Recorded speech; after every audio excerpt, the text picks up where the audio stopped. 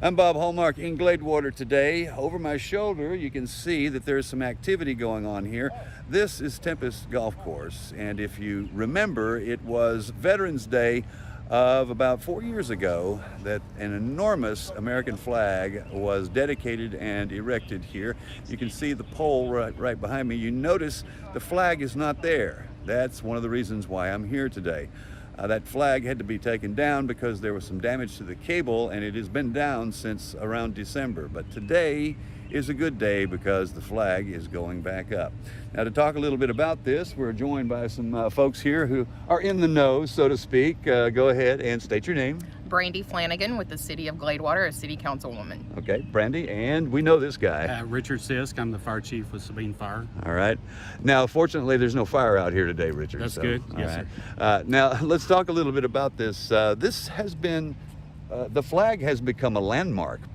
People that have come through this area say it's very odd not to see this thing out there. Has it become important to the area out here? Absolutely.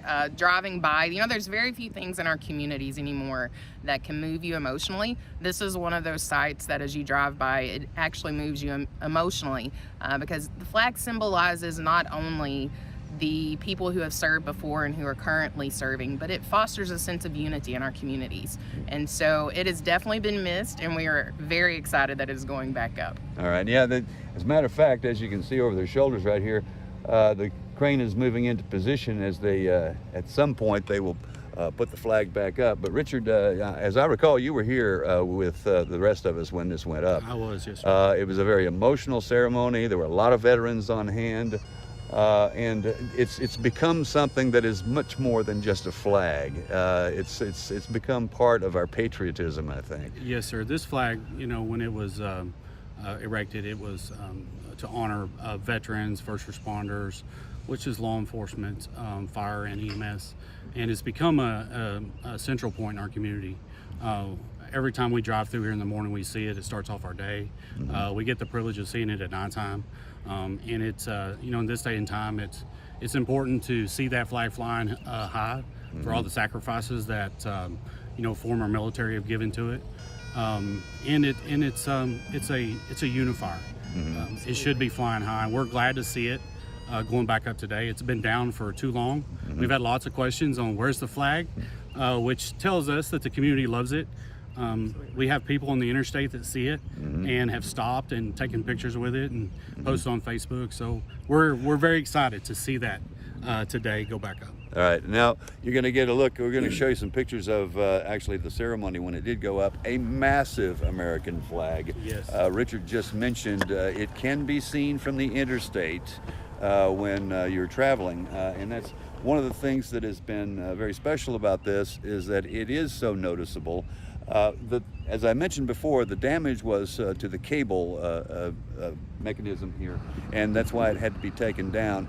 What's going on behind us right now is a little bit of an engineering episode here because it is not only the weight of the flag, but it's also the wind direction, how stiff the wind is. They have to be very careful about actually how they move into position here. So it's a rather lengthy process and a rather expensive process as well. From what I've heard, this costs about $50,000 to do this. Is that right? Yes, and we are very grateful that Tempest they are the ones who keep this flag in our community and cover the cost. And so anyone that would want to give towards that, I'm sure that they would be more than happy to accept funds for it. Yeah, that's we want to be specific and say that our 501c has been established for this now.